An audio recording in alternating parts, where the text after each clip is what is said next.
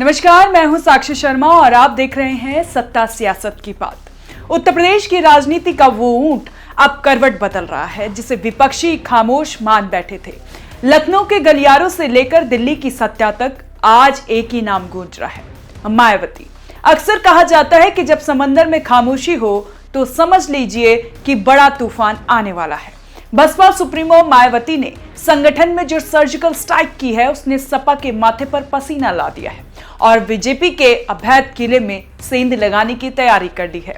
आज बात होगी उन आंकड़ों की, उन चेहरों की और उस राजनीति की जो 2027 के सिंहासन का रास्ता तय करेगी। सियासत की विसात पर मोहरे बिछा दिए गए हैं।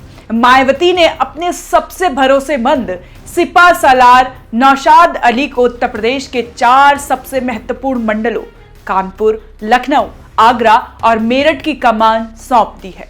ये वो इलाके हैं जहां दलित मुस्लिम समीकरण सत्ता की चाबी तय करते हैं।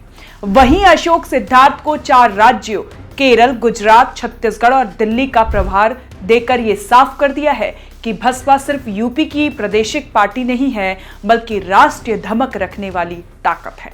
उत्तराखंड में गिरीश चंद्र, एमपी में राजा राम और राजस्थान में सुब्रत सिंह ये सिर्फ नियुक्ति नहीं है, ये मायावती के वो चक्रव्यूह है जिसे भेदना विपक्ष के लिए लोहे के चने चबाने जैसा होगा।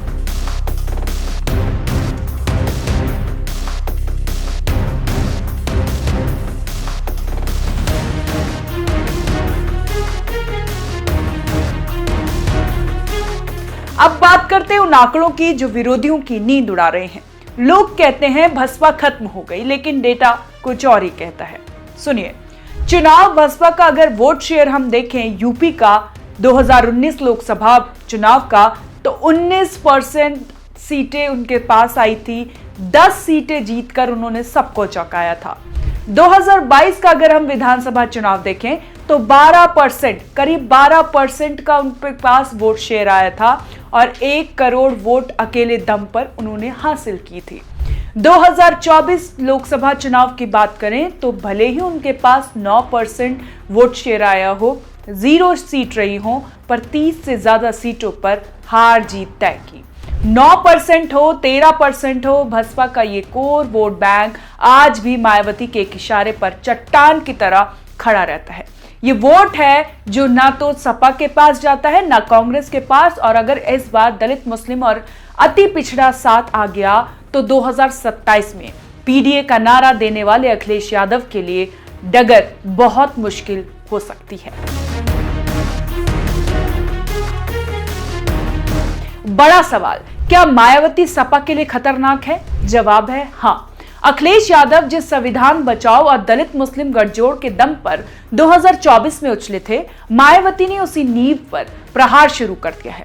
आकाश आनंद की आक्रामकता और संगठन में जमीनी बदलाव से यह साफ है कि बसपा अब वोट कटवा नहीं बल्कि वोट बटोरू पार्टी बनने की राह पर है। अगर दलित वोट वापस बसपा के पाले में लौटा तो सपा का विजय रथ यूपी की गलियों में ही फंस सकता है। और बीजेपी, क्या मायावती वहां सेंध लगा पाएगी?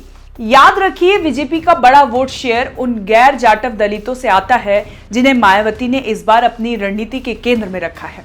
अगर मायावती अपने पुराने सोशल इंजीनियरिंग यानी बहुजन से सर्वजन की तरफ लौटी तो बीजेपी के लिए अपने 40% प्लस वोट शेयर को बचाना एक बड़ी चुनौती है।